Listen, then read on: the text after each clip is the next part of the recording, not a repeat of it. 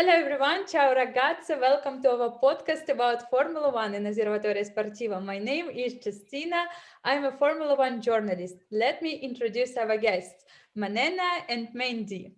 Manena is a blogger from Mexico. She has her own YouTube channel about Formula One. She had an internship at the Mexican Grand Prix. Mandy is a motorsport journalist from the United States. She's an accredited journalist for IndyCar, World Endurance Championship, GT World Challenge America, and the F1 America Series. Also, she has her own YouTube channel and blog. Hi, girls. How are you? So Hi. good. Thank you so much for having us. Yes. Okay, great. This is our second episode where we are going to talk about the upcoming season. And it would seem that last season just ended and we are already on the threshold of a new one. January has already been inundated with the news. So let's discuss some of them today and generally share our expectation for this season. Let's get started. Recently, Formula One has introduced a new racing calendar. The championship starts a week later than originally planned, and due to the pandemic, the Australian Grand Prix has been postponed to the end of November, and the first race of the season will be held on March 28th in Bahrain. The race in Imola will replace the Chinese GP, but at the same time, there is no new date for the Chinese Grand Prix yet. And in addition, the date and venue of the race, which will be held on May 2nd, have not yet been announced. And girls, what other track will appear in the calendar, in your opinion? Ooh, I think another track in Italy. I don't know where, but another track in Italy, or they might go to Bahrain again, just like previous season, because I feel those are the countries that are the most open to receiving the Formula One and receiving tourists. So, yes, I don't have a specific city per se, but yes, those two countries. I was, yes, definitely those two countries. And then I want to go ahead and say, I think that, that, I think that they're going to be heavily European, just because we're still not over COVID yet. And I think you're going to see a lot of the 2020 season things that happened in 2020 kind of flow over to this season. I until we can all get vaccinated, I think that's kind of what's going to happen. But I definitely see, yeah, Italy again. Definitely see them doing the Bayron as well, and maybe trying to change up, maybe even the Nürburgring again. Maybe that as well. But I think they're going to try to do. I think they're going to try to keep travel simple since COVID's still Yeah, here.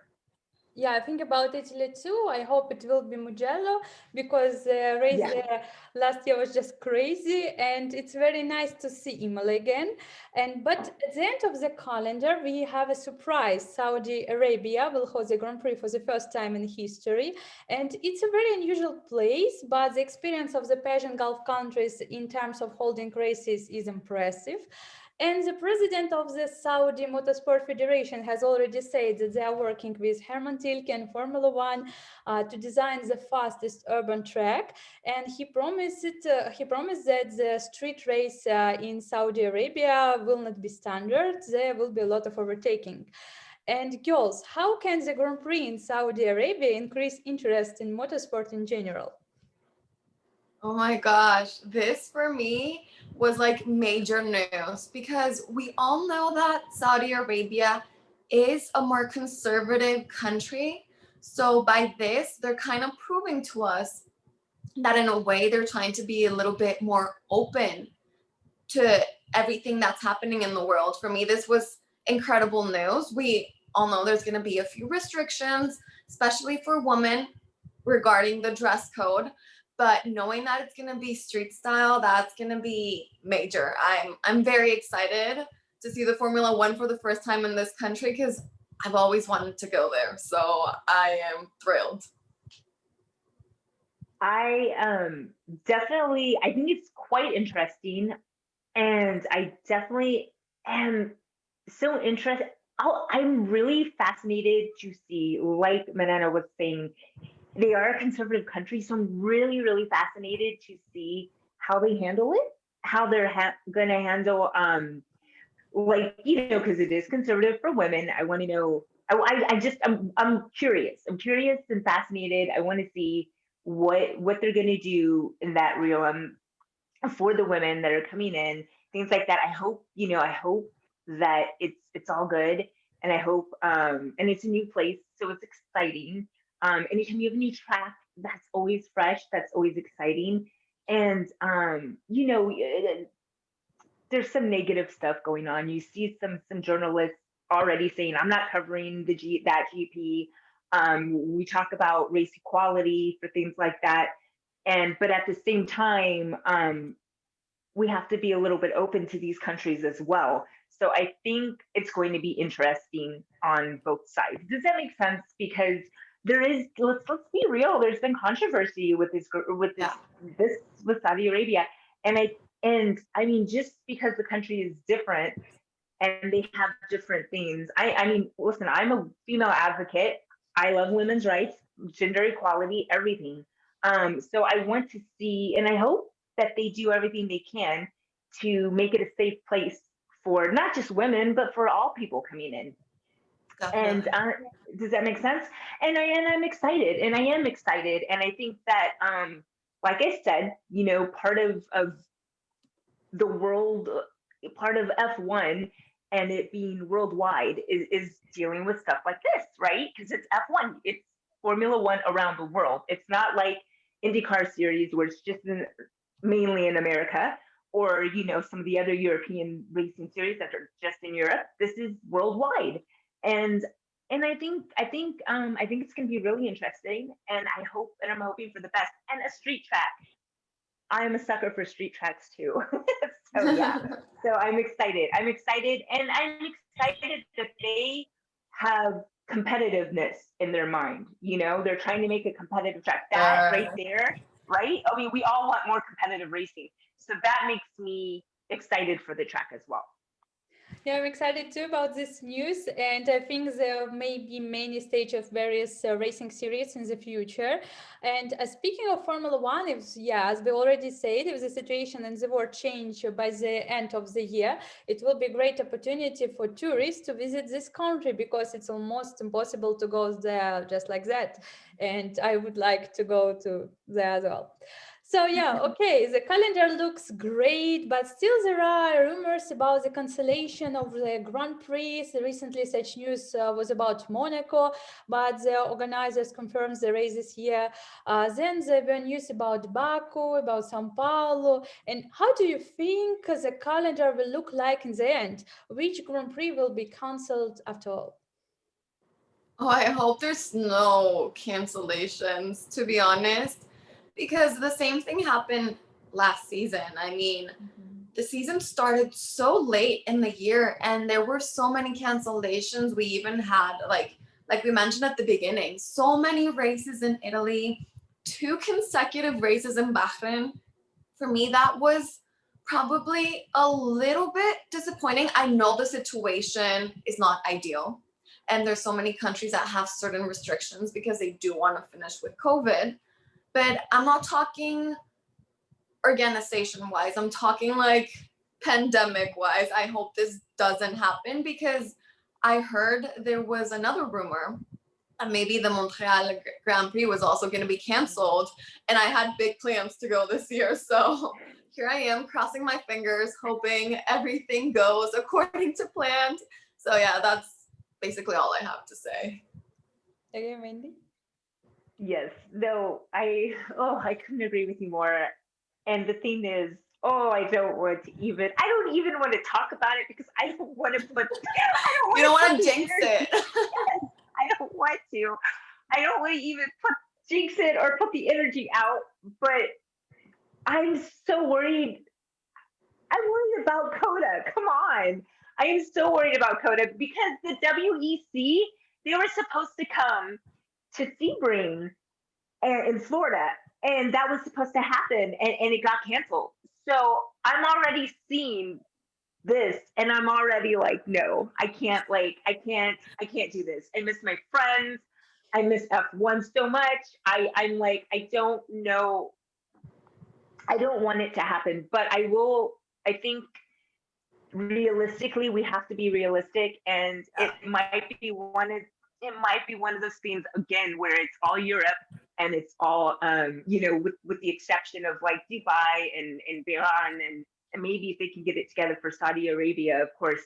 But I'm worried, and I'm worried because it's COVID still, but I'm hoping for the best. I'm hoping because we all want to see racing come to our country.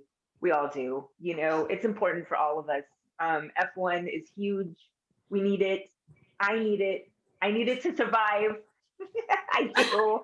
We all So do. we all need Yeah. it. but but realistically, like I said, they're going and just we have a new president now, which I'm happy about. But also, Biden has been so strict on travel restrictions now, and so like I said, it's going to, if it comes down to things with COVID, it's going to come down to those travel restrictions, those travel things, the travel bans. So and looking ahead, I know that Mexico Grand Prix too, that's later in the season, just like CODA. So there's some time, but we also have to be prepared. Yeah, Yeah. but Yeah. oh, sorry. Regarding Mexico, there's not much restrictions regarding the Grand Prix because of the COVID. It's more Oh, because okay. of the president, because he unfortunately is not interested in Mm, Formula One. He said it before. For him, it was such a relief that there was no Formula One previous season, but all Mexicans were going crazy. And even though he wants to make our country a socialist country, he has to understand that you can't really work without globalization, you know? Countries need that to thrive. So I think that the Secretary of Tourism and all of that is working really hard to actually make Formula One happen this year, especially because they had a contract that was like 8 years with the Formula One or something like that. So yeah. our president took an advantage of the pandemic and used it as an excuse to not have the Formula One previous season. Mm. Thank God it's until the end of the season. So maybe COVID will be almost disappearing by then. So this Right. year he will have no excuse but then to host the Formula One in Mexico City. No, Yes. totally. So we're both hanging on. we're like hanging Definitely. on. That's But let's hope that everything will be fine. Cross yeah. fingers. Yeah. Yeah, Yes. that's another topic. Okay, let's move on. Pre-season Formula One test is scheduled for mid-March and will be held in Bahrain. And it was originally scheduled to take place near Barcelona in Spain, but the duration of the test has been reduced from 6 days to 3 days. And how do you like this format of pre-season test? And what do you think about this decision to move the test venue? I mean, time wise, it's super savvy because, you know, I mean, I know it's not that much money, the money that they're going to be saving, but in a way, it is money that's going to be saved because each team is going to be 3 days less in a foreign country. But practice wise, especially the new drivers, I feel they do need to test their cars to actually feel comfortable. I've said it before. Daniel Ricciardo is a veteran, but he's a clear example of how long he takes to get used to his new car in every team. So now imagine having 3 days less. I feel this is good and bad. I'm very neutral in this position, very biased, but yeah, I think it has its pros and cons, to be honest. Okay. Um, so I'll tell you, just I know I always slide in IndyCar just because that's my thing. But I will tell you, I'm like, 'cause that's my thing. I will tell you, last season it was the first season with the aero screen, and that's huge for every driver. So not only did you have the aero screen, you had very condensed testing, and what you saw was craziness. Like the first the first season, you see that, and they also have. You have to remember in IndyCar too, they have a lot of rookies, and so the rookies were affected very heavily with that as well.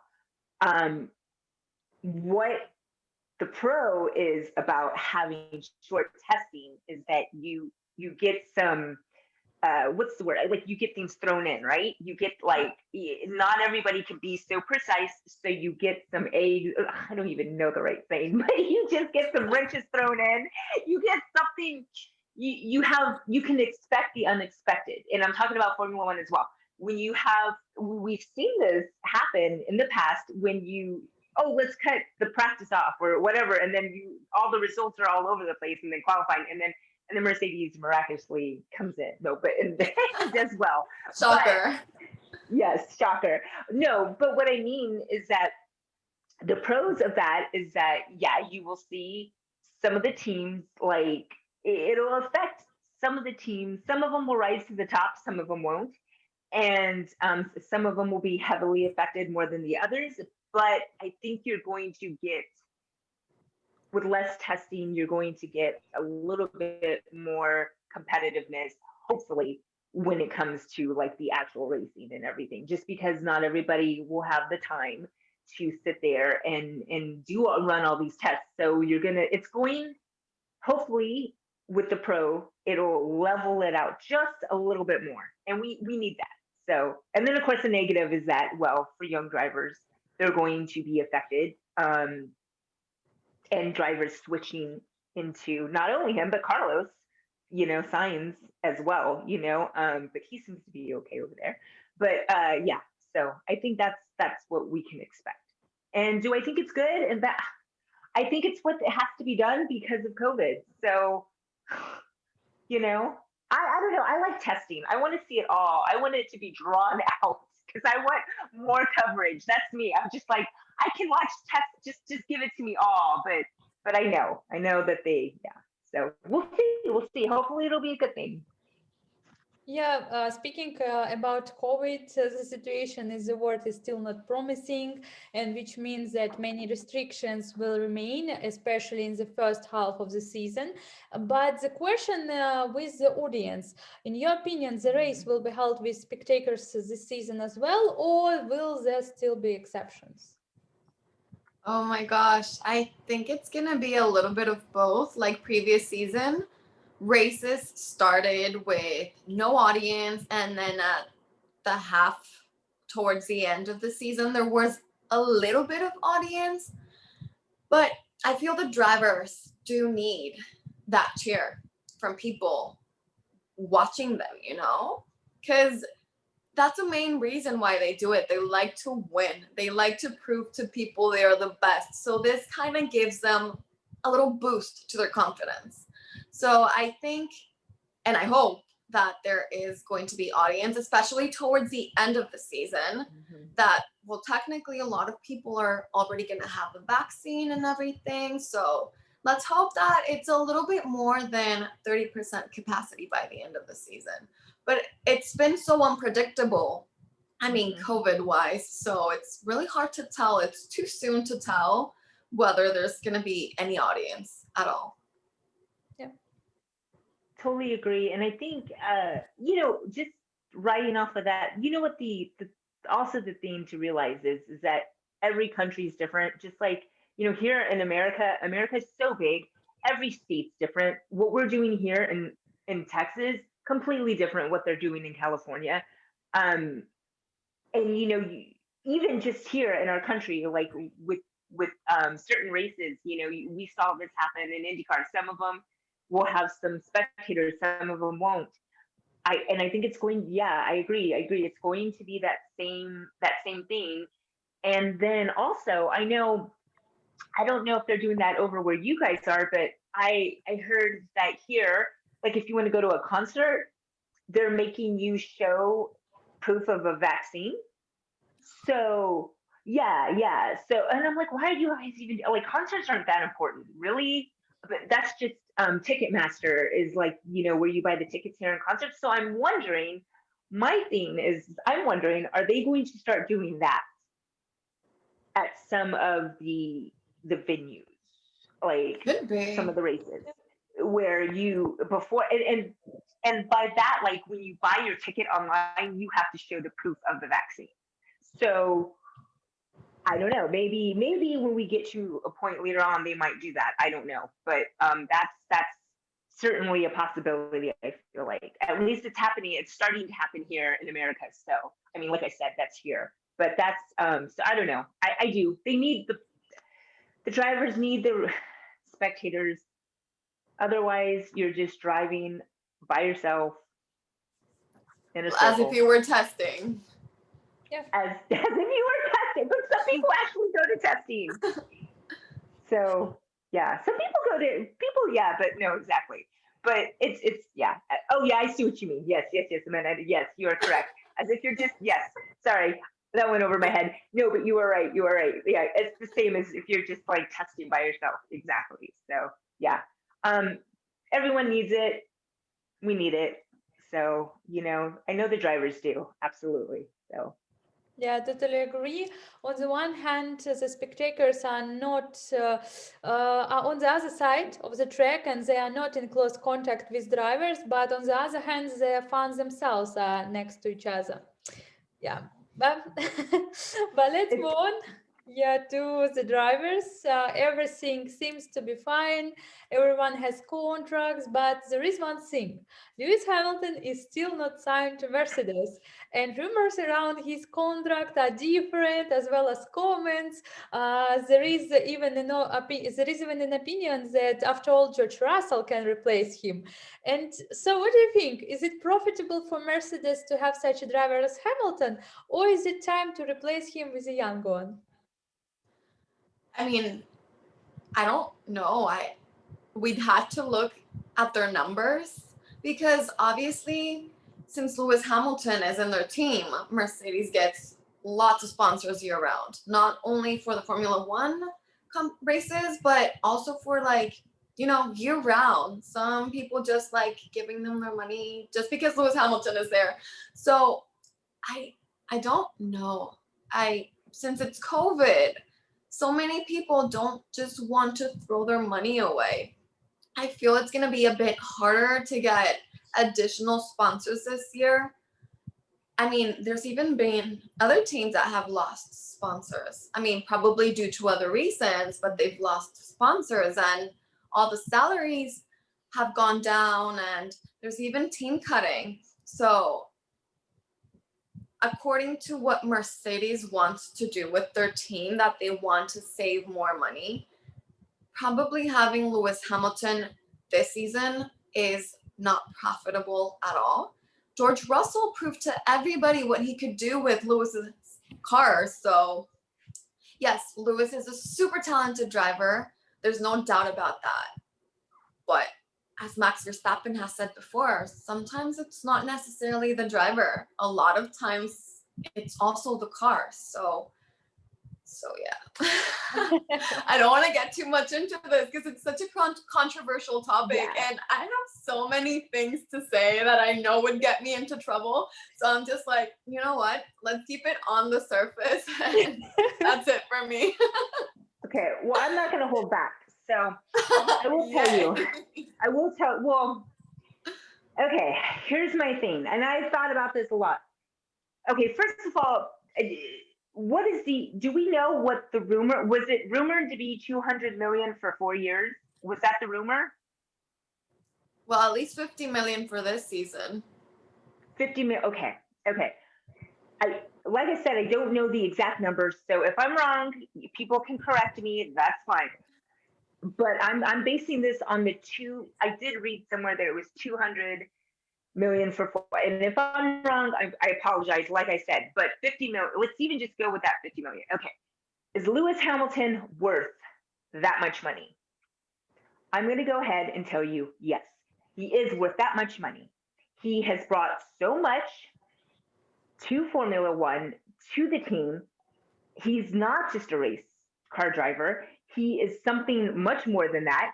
A celebrity. He's a celebrity. He has brought audiences, and you get a lot of people that go, oh, you're just a Lewis Hamilton fan. You're not a racing fan. Yeah, that's right. And he brought people there to the sport. And do you know what I mean? Like he has reached out and been so marketable and been such a celebrity. He's gotten people that could care less about racing, but they care about him, and they're there for him.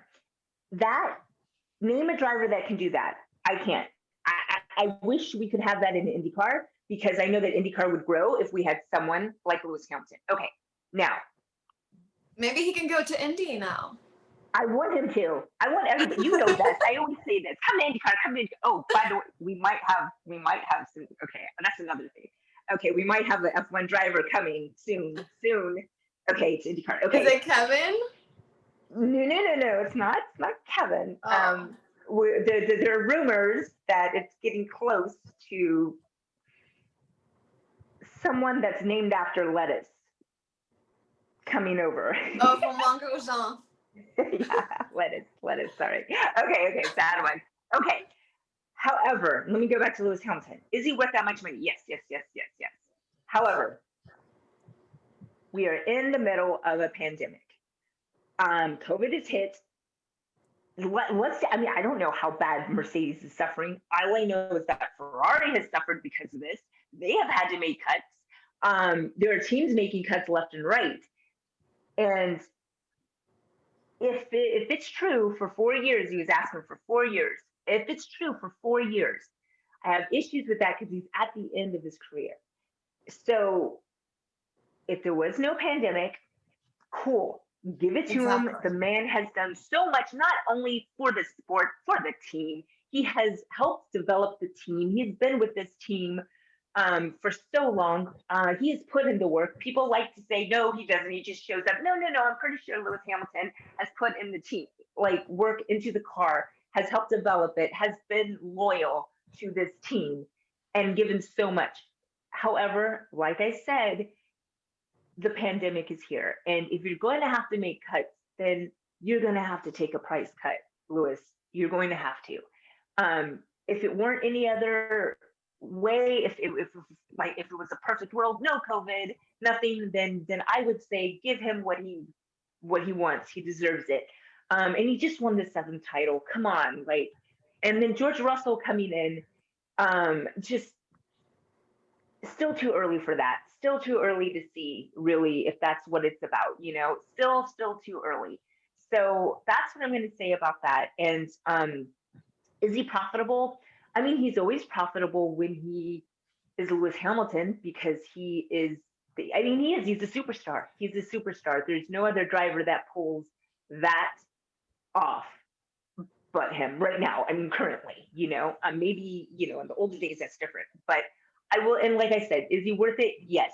However, I think not right now because of the pandemic and because you're asking for 4 years when, by the way, we're expecting to see some engine changes, right? We're expected to see all kinds of regulation changes. And who knows how that'll affect anything, right? I mean, that could have a huge effect on everything as well. So, and like I said, for 4 years, for a driver who is nearing the end of his career. Yeah. So there it is. It went all out. So I mean, this is so like out of topic, but when you said he's a superstar and that he brings so much to the Formula One and to the sport, the Formula One posted a photo of, or it was the Australia Grand Prix, one of them too, a photo of the social media stars, and Lewis Hamilton was like 16 million over the second place in social media. Yeah. So that's exactly what I'm saying is that sometimes people look at this as a bad thing, but he's okay. And here's the other thing: we're all Formula One motorsport lovers, right? All of us here. So we love Formula One. We think Formula One is the most amazing thing ever. We live it, we breathe it. But the majority of people in this world could care less about motorsports. It's the truth. I mean, you look at, you guys have football, right? We call it soccer.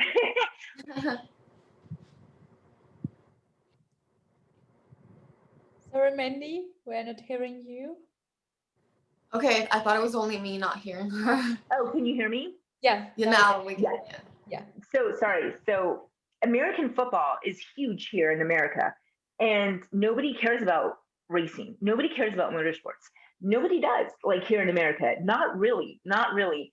And I know that in all of the world, motorsports and racing is such a small sport compared to the other sports. So when you have somebody like I said, and I'll go back to Lewis Hamilton being that high on social media, for a race car driver, it's huge. And that's priceless. That's priceless. That kind of celebrity and status that he has and how he draws people in is priceless.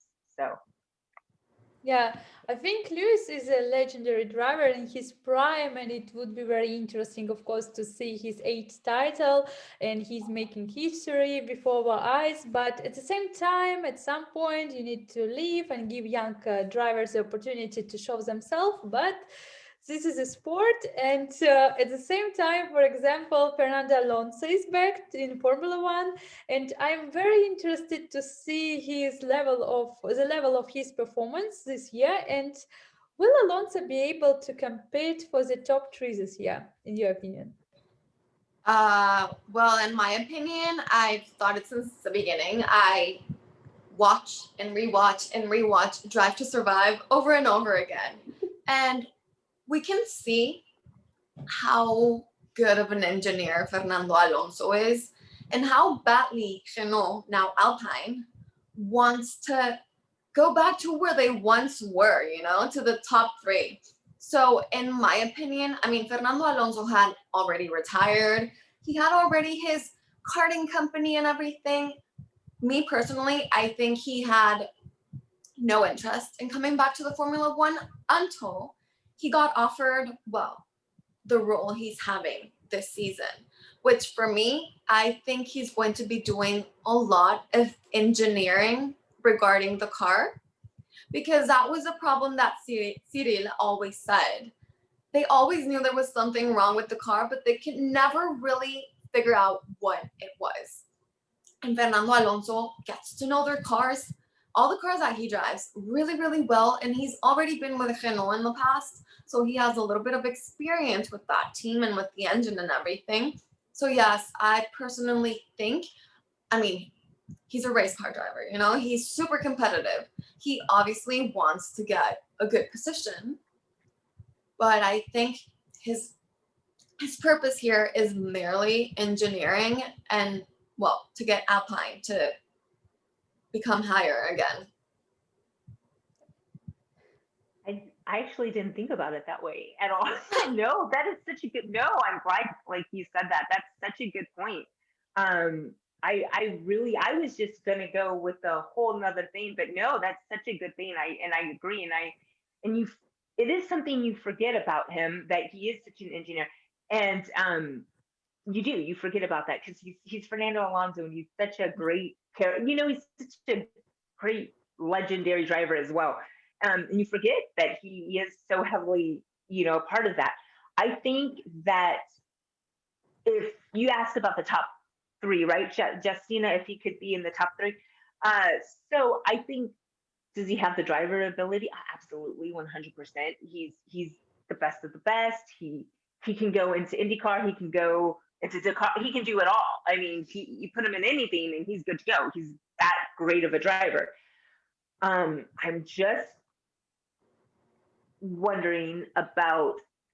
I'm hoping that he has been able to work on this car as much and get it to where it is. Last season, we saw Renault do some good, and I know the team is changing, but last year, we saw them some promising things. So, and why would Fernando Alonso come back just to come back? Exactly. Exactly. That's Why? exactly my point. I mean, he had no intentions about coming back. So I'm like, he has a different purpose in the Formula One this season. And at the same time, we don't know for how long he's going to be back either. So No, that's I'm true. just We putting don't. it out. Yeah, actually, it's so true. We don't know. We don't know at all. Um, like I said, he's not coming in just to come in because like, hey, I want to drive F1 again. It's like there's something else deeper there. So obviously he knows something that we don't know, and I mean, right? Like obviously he knows something is big over there, and I'm hoping to see those big things happening with Alpine, with him behind there. Top three, I'm hoping top three. Why would he come back for midfield? Why, right? Maneno, like, why would he, right? Just say, like, why would Fernando Alonso come back to be like, I want to be in the midfield? No, no, no, no, he doesn't. He wants to be in the top three. So, I definitely think I definitely think it's possible.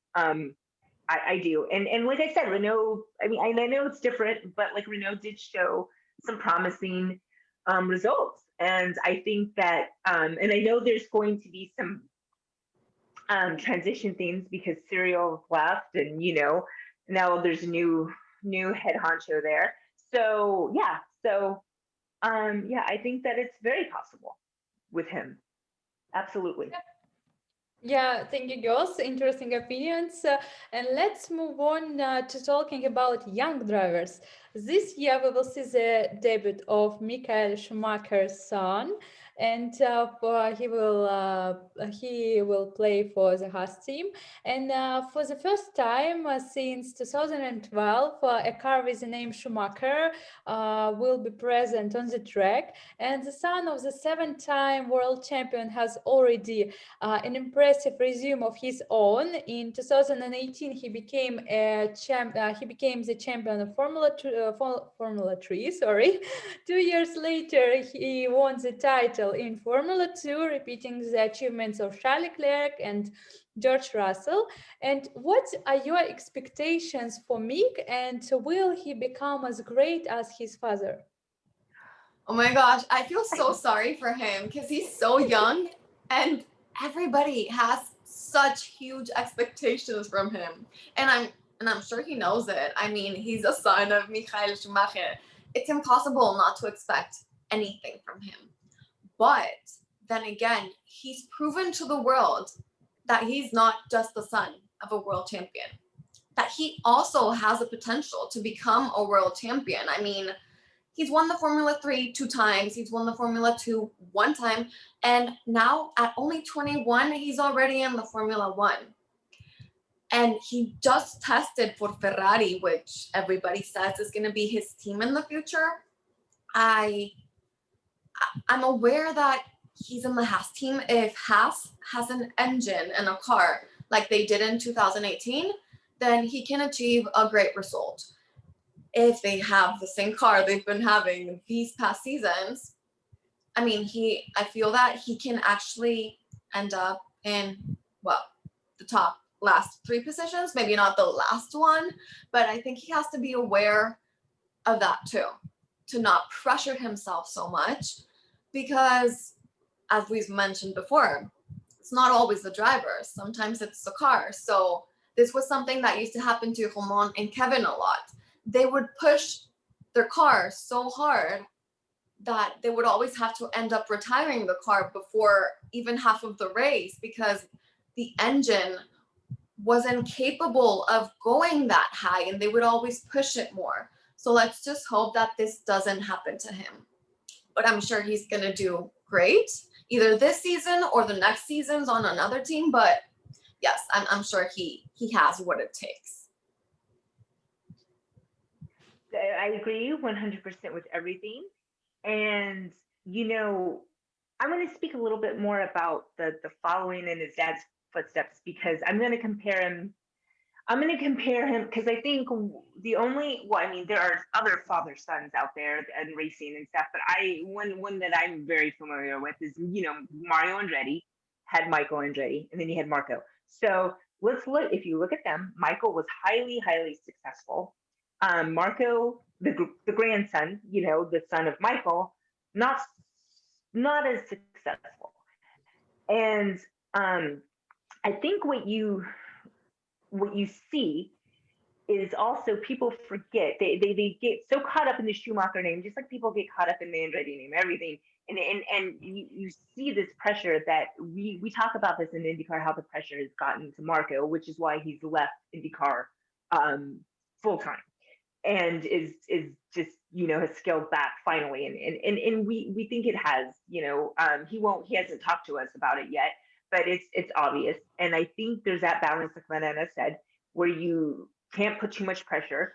I hope he doesn't put pressure on himself, also, but I hope he hangs on to the fact that he has great results that have brought him here. Not let's be honest, the Schumacher name helps. I mean, we can't ignore that. You can't ignore that. Um, Definitely helps, but he's a great driver. He's proven himself, and he has a lot to prove still. And I think he will. I think Haas is going to be challenging, but Haas is also going to be it's going to be challenging because they had such a rough season, and we all know this. We all know how rough it's been for Haas, for the Haas team, and hopefully they can give him a good car and a good opportunity to showcase that, because we are in Formula One, and it is all about the car. It is. It really is the car. You can't have. I don't care. You could put Lewis Hamilton in a Haas. Do you think Lewis Hamilton is going to win races in a Haas? No, to be honest, no. Exactly. I mean, he's a wonderful driver. He's an amazing driver. Don't get me wrong. Don't get me wrong. But no, we all know that. We all or and Williams. Put him in a Williams. What they should have done is they should have done a switch. Yeah. Okay. But what I mean is that, and I mean what I mean is that Haas will have to do that. And I hope that they can give him a decent car so that he can shine, because the last thing that Nick needs is to be crapped on for not driving well in a crappy car. Does that make sense? Like because you know how No, brutal the media is. sense. Yeah. I mean, you can ruin a driver's potential by having a bad car, which is everybody's fear regarding George Russell. They don't Right. want him to be in the Williams team for too long because they don't want him to start losing his confidence, So that way, I think it was great that even if it was just for one race, that he got put into another team so that he could, regain his confidence and see that he actually does have potential. And which is, right. yeah, I hope they get Mick out of Haas Mhm. soon enough so that he can actually Right. shine through. And I hope that it doesn't affect his confidence too much, because the media is brutal. You see this, and going back to a little bit back to Marco Andretti, we've seen him be torn apart left and right, and he was just, I think that he probably was tired of it, to be honest. He has the Andretti name. Mick Schumacher has the Schumacher name, and Exactly. I really hope that he can stay focused on what he has done to get here, because people are going to forget that in a heartbeat. Not us, because we're great media journalists, but but other other people, So other media journalists will tear him apart and be brutal, and people are not going to be so nice, and they're looking for an excuse to tear him down. You know that. Oh my you know gosh, they're- definitely. I mean, like you said, he's a Schumacher. People are gonna have all their focus on him, and like you said, I mean, people can get to be really mean. I'm not saying everybody, but Mhm. most of them, they're going to take up any excuse, like you said, to tear him down. I mean, this is exactly what happened to Nico Hülkenberg. Yeah. He used to win so much when he was on the Formula 2, on the Formula 3, Formula Karts, whatever. And then he reached the Formula 1 and he never, not once, reached a podium. I mean, this did so much to his confidence. So let's just hope this doesn't happen to Mick. Because it's a little bit what is kind of happening to Jacques Leclerc, which is another driver who has so much world champion potential too. Oh, absolutely. But unfortunately, Ferrari hasn't been that great lately. So, I mean, apparently they did some improvements to their engine this season. So I really do hope to see Ferrari in the top 3 again. I mean, I'm a Ferrari girl, so I mean, I'm always gonna hope that. Yeah, I saw your I was like, nice. But we're Sorry, not biased. I have Ulysses close to me. I love it. I love it. Wait. Like, so you can see my stuff in the back, but that's Yes. the. Oh, Woo! wow. That's amazing. I know. I still support Ferrari though, so it's going to be interesting. You're going to see me look like a Christmas tree because I'll be wearing green for Seb, red for Ferrari, still for Carlos and Charles. So it's going to be interesting. My color scheme. So anyway, but yeah, going back, Manana, you summed it up. I think we're both on the same page with Mick. Definitely, we all hope that he doesn't lose his confidence in the Haas. We're happy, right? Everyone is happy. Who's not happy about Mick Schumacher being here? We all are. It's just, I hope he doesn't. Yeah, I hope he doesn't lose it. His confidence. So yeah, totally. Yeah, it will be big pressure for Mick. And let's talk about another person who will also receive pressure, I think. Japanese driver Yuki Tsunoda will partner Pierre Gasly. In the upcoming season, he impressed AlphaTauri during his first test in Formula One in Imola, and then he received an invitation to the test in Abu Dhabi. It was at the test that this transition was announced. So, what do you think of him? Okay, so I was actually talking about this with somebody earlier this week. He's the youngest driver to join the Formula One this season. And well, what we said was that, okay, number one, he's going to be in a team that doesn't pressure their drivers that much. So that's good. Also, he knows he's coming in as a second driver. So that takes off even more pressure from him. But he's proven he has potential. I think, yes, Gasly is growing every day and he's such a great driver. But what I also think might happen here, because we've seen how dedicated and how perfectionist and how competitive Yuki is, also how centered he is. He's very mature for being so young. And we can see how when Jacques Leclerc joined Ferrari, he was the second driver and he knew it. Until eventually he ended up becoming the first driver. So I think if Yuki does remain in AlphaTauri the next seasons, I think this could be a possibility. I'm not jinxing Pierre at all, but Yuki is such a talented driver since the very beginning. I mean, he won the Japanese Grand Prix in 2018. I think it was a Formula 3 or something like that. F4. F4, sorry. Yes. He's won the F4 Japanese. He was the F4 Japanese champion. Sorry. It was that. And he ended up in 4th place this season. So on Formula 2. So I think he could eventually become the first driver. I mean, that's my opinion. Maybe I'm being way too bold here, but that's what I think. When was it 4th or 3rd? I can't remember for Yuki in F2. Was it 3rd? I thought it was 3rd. Oh wait, no, I think it was 3rd. Sorry, it was 3rd. No worries. I wrote it down because I can't remember things, so I have to remember when it comes to the stats. I always have to because I never remember stats, so I am not that great. Just so you guys know. Okay, that's the only reason why. Okay, talking about Yuki, I'm excited about Yuki personally. It's a fresh face, fresh blood in Formula One. He's young. He's got the talent. You can tell he's got that focus. And like what Manena was saying, I think it's going to be probably one of those things where he'll come in and maybe he'll either push Gasly to do better, or he's going to push to be that number one driver, or he's going to push to be the number one driver. I mean, one of the two, right? He seems so level-headed.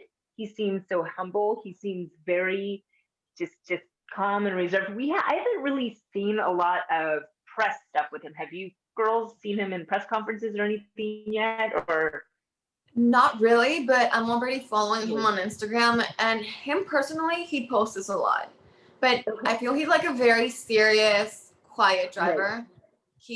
I feel he's like in his little world, so he shows people what he's doing, but not necessarily speaking out. Sorry. So yeah, and I get that sense from him too. I feel like Yuki is a little bit of, you always hear about those silent types you have to worry about, the people that are silent, they're under your radar because they're planning and they're working on stuff. And like, I mean, he has, let's just be real, we just talked about him being the F4 Japanese F4 champion, and he's in F2, came in third. Those are some good results. Those are some good stats to have coming in. um I think you also mentioned, just, I'm not, I hope I didn't jump ahead, but you said something, is he at AlphaTauri because he's Japanese, No, no, no, I with didn't Honda? say that. Yeah. A lot of people are saying because of Honda, that's a Right, reason why he made it. To be honest, I find no relation. I right. Honda No, isn't I even meant, gonna be in the Formula One anymore. So why would they want Yuki why to would they be want, there? yeah, well, no, I thought just, you maybe, I No, thought no. you mentioned it, but no, in our notes. But anyway, in our notes. But what I was going to say is I think, well, who was the last Japanese driver? Was it Takuma Sato that was in Formula One? I don't remember his name, but I think it was in 2010. So Okay. it's been a decade since they've had a Okay, so I Japanese still, driver. the name is okay. So it's cool. I'm excited. We've got fresh blood. We have a fresh new driver, someone that has, that there's another ethnicity to bring into the mix, which is always cool. Um, and like I said, he's proven. I think he's proven himself so far. I think he's proven himself. Yes, he has impressed during testing, but he also has the stats to back it up. And I think he's going to be, I think he's going to be a fast driver. And going back to my main point with it is, with Yuki, is he's either going to push Pierre to be better, or he's going to be Push gunning him for out. that. Yeah, push him out, or he's going to push him out, try to push him out. I mean, it's Formula One. We know this. It's not a tea party. I always say that. I always say that it's not a tea party. We're not here to be friends. No, but No, it's British. It's not a tea party. it's not a tea party. Yours is so great. I can't. My accent's bad. Okay, don't even ask me to do like a British accent. But so yeah, so Yuki, I think, yeah, definitely, I see very promising things with him. Let's also remember. Let's also talk about the fact too that AlphaTauri they did pretty well last season too. So um, this is Formula One.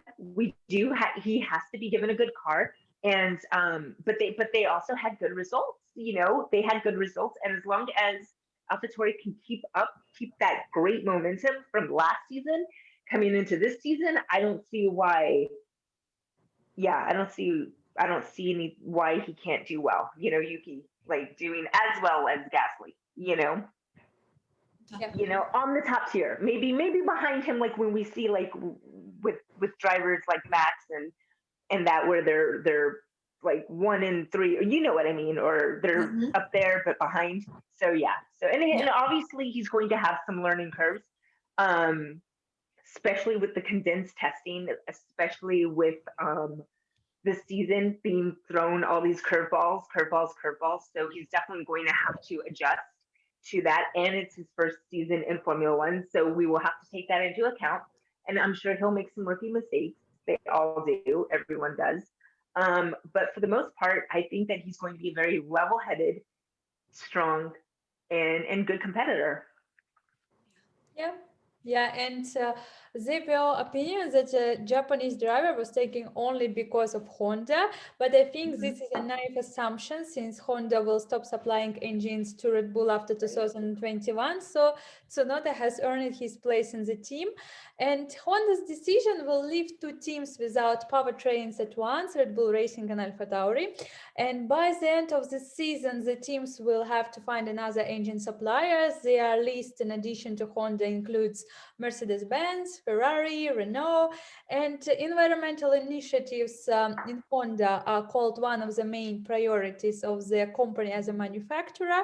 And by 2050, Honda plans to achieve full self-neutrality in the environmental impact, and participation in Formula One is incompatible with these goals. Will it be set in Formula One without Honda?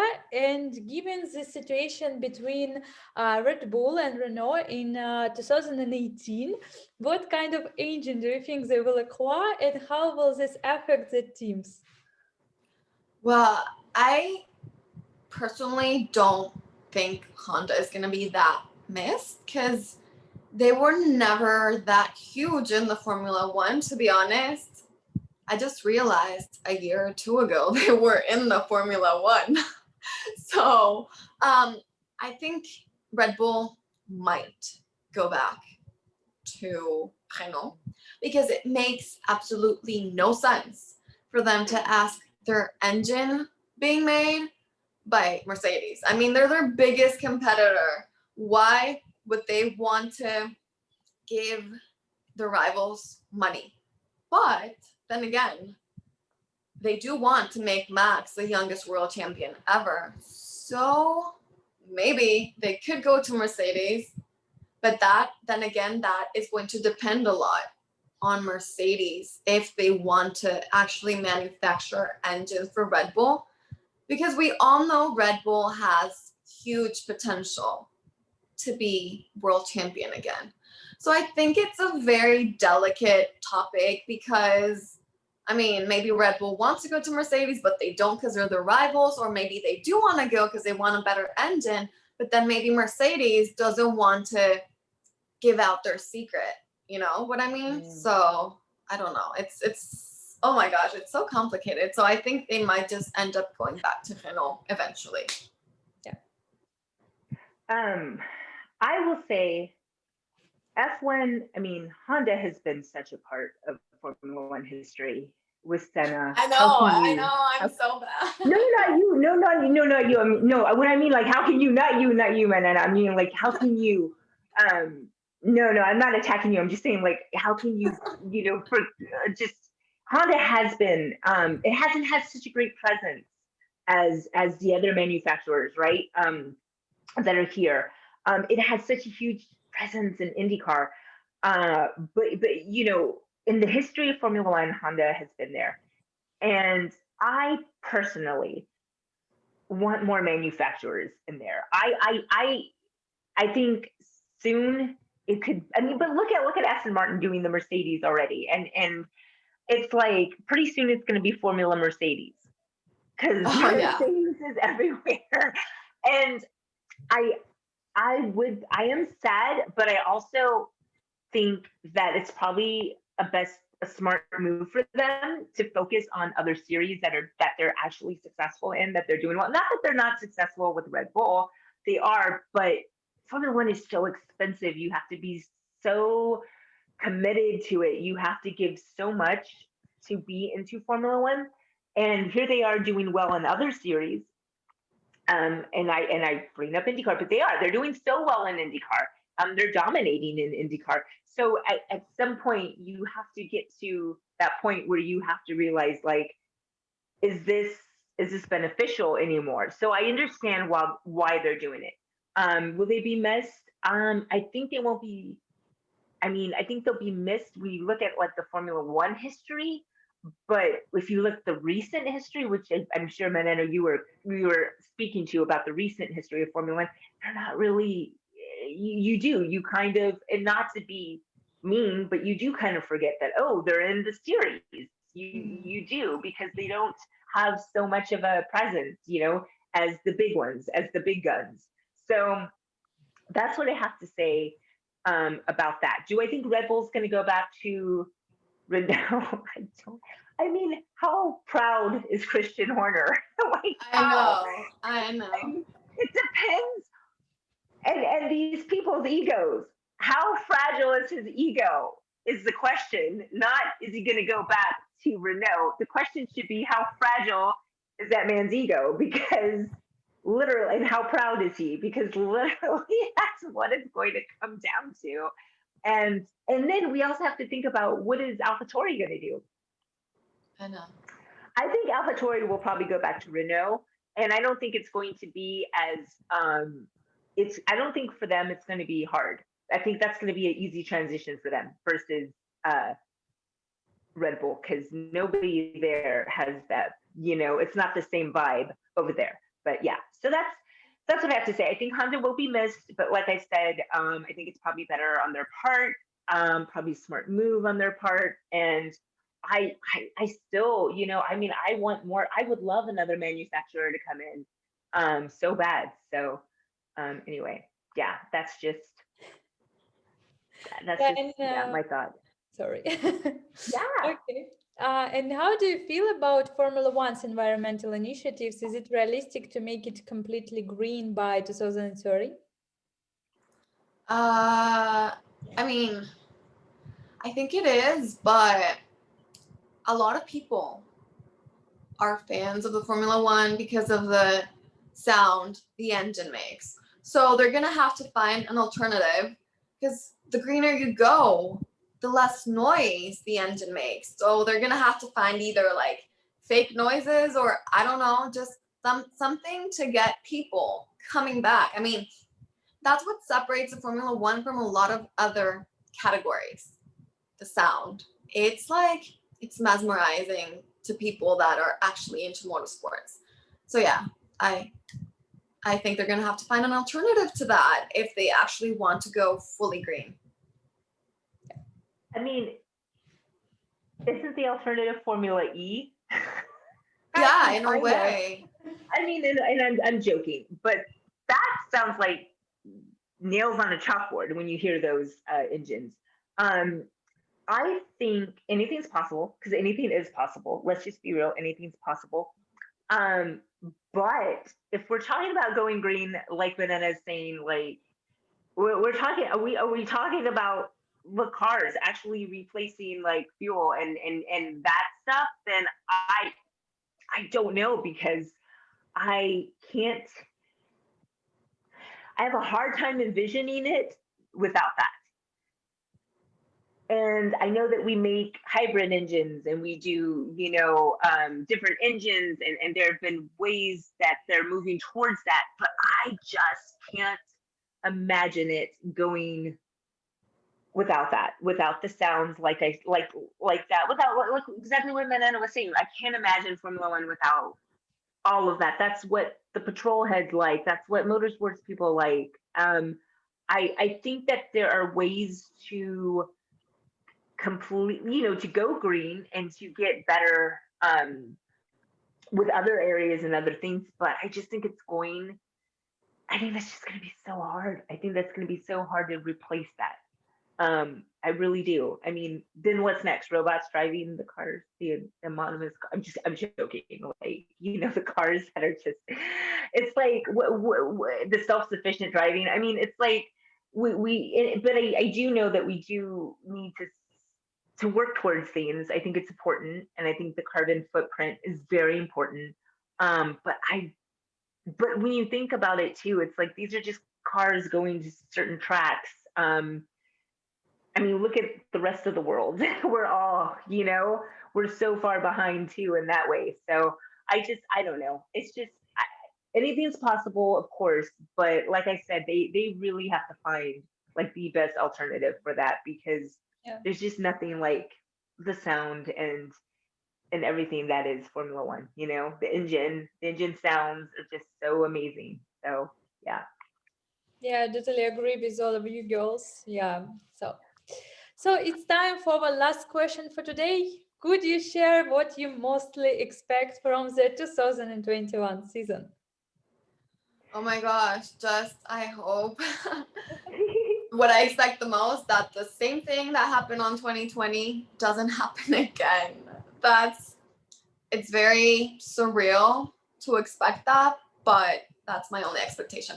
And that none of the drivers have COVID again. Yeah. That's it. Totally true. What do I expect? In terms of expectations, I feel like we should expect the unexpected, but in a good way. And I'm hoping that I'm hoping that this COVID stuff happened for a reason, and it's going to make Formula One a little bit more entertaining, a little bit more interesting, something in a good way, like in a positive way. So I'm hoping that, like I said, we'll have some pleasant things happen. Maybe some more drivers getting podiums that Definitely. that haven't gotten podiums. Maybe even a driver that gets a race win that hasn't had one. A race win by Mick. I expect that. Right? Yes, that's what we expect. But like I said, I just go back to expect the unexpected. It's going to be a trickle from 2020, so which we had some pleasant surprises, right, in 2020, and I think hopefully we get more of that.